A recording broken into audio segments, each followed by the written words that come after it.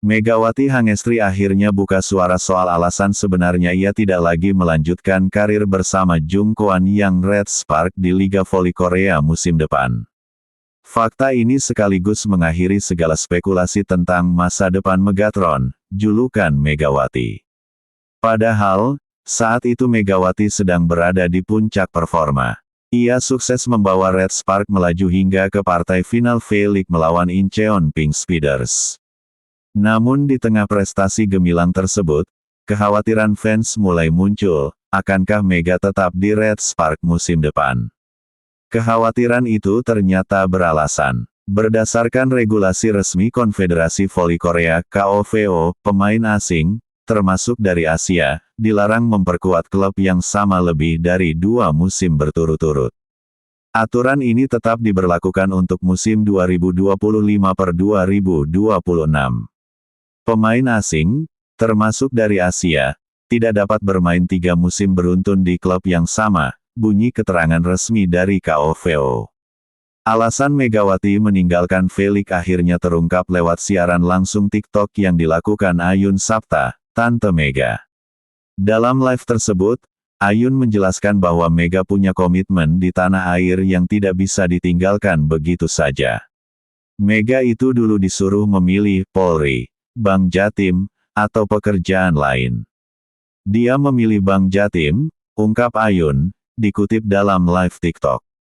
Aku di bank aja mbak, karena aku perempuan, biar masih ada waktu di rumah, lanjut Ayun menirukan jawaban keponakannya. Setelah menyelesaikan tugasnya bersama Red Spark di final V-League, Megawati dipastikan akan kembali ke Indonesia. Ia bakal aktif lagi di Bank Jatim dan langsung memperkuat salah satu klub raksasa Proliga, yakni Gresik Petrokimia.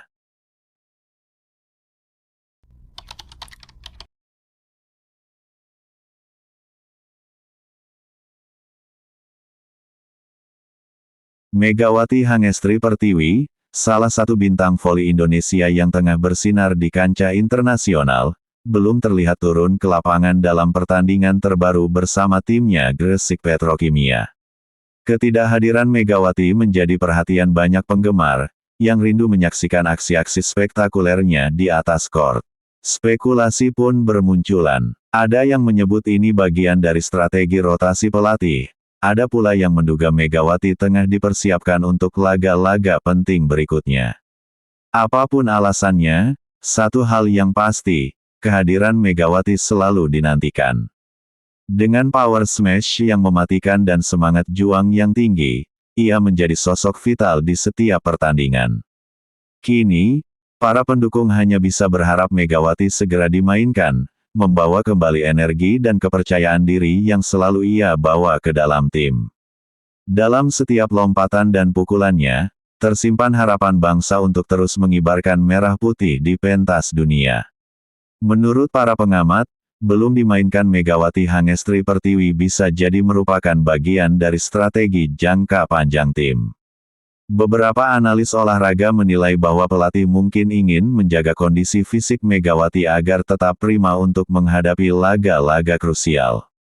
Selain itu, ada yang berpendapat bahwa rotasi pemain diperlukan untuk memberikan jam terbang kepada anggota tim lain, sekaligus menyimpan kekuatan utama saat diperlukan.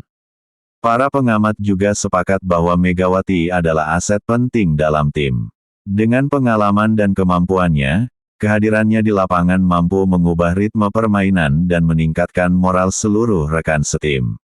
Mereka meyakini, saat momen yang tepat tiba, Megawati akan kembali diturunkan dan memberikan dampak besar bagi tim.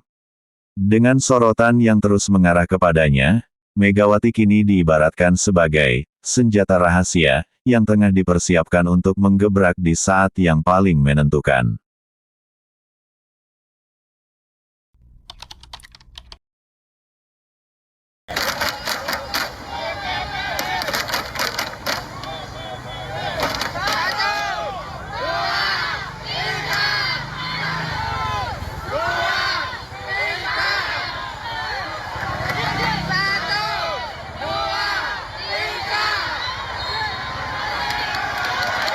Persaingan babak final For Proliga 2025 Putri semakin sengit usai putaran kedua berakhir. Putaran kedua Proliga 2025 berlangsung di Gor Jatidiri, Semarang, tanggal 24, 26 dan tanggal 27 April tahun 2025. Jakarta Popsivo Polwan memuncaki klasemen dengan 8 poin.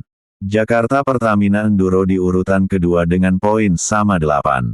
Jakarta Pertamina Enduro kalah secara head-to-head set oleh Jakarta Popsivo Polwan. Gresik Petrokimia Pupuk Indonesia, di peringkat ketiga dengan 5 poin. Dan Jakarta Electric PLN di dasar klasemen dengan 2 poin. Kekalahan Jakarta Pertamina Enduro saat berjumpa Jakarta Electric PLN membuat persaingan semakin sengit. Jakarta Electric PLN menang 3-2 atas Jakarta Pertamina Enduro, Minggu tanggal 27 April tahun 2025 malam WIB. Jakarta Pertamina Enduro pun gagal menggusur Jakarta Popsivo Polwan di puncak klasemen. Selanjutnya putaran ketiga final For Proliga akan berlangsung di Solo, akhir pekan mendatang. Persaingan menuju grand final yang akan dimainkan di Yogyakarta pada 10 tanggal 11 Mei pun semakin ketat. Hal ini dikarenakan keempat tim tersebut masih berpotensi untuk lolos ke grand final. Namun Jakarta Pertamina Enduro dan Jakarta Popsivo pun memiliki peluang lebih besar untuk ke grand final. Jika mereka berhasil menang di seri kedua, maka Popsivo Polwan dan Pertamina Enduro pun menuju grand final. Di sisi lain, Gresik Petrokimia Pupuk Indonesia dan Jakarta Electric PLN siap menghadang. Klasemen final For Proliga 2025 Putri usai seri kedua. 1. Jakarta Popsivo Polwan, 8 poin. 2. Jakarta Pertamina Enduro, 8 poin. 3. Gresik Petrokimia Pupuk Indonesia, 5 poin. 4. Jakarta Electric PLN, 2 poin.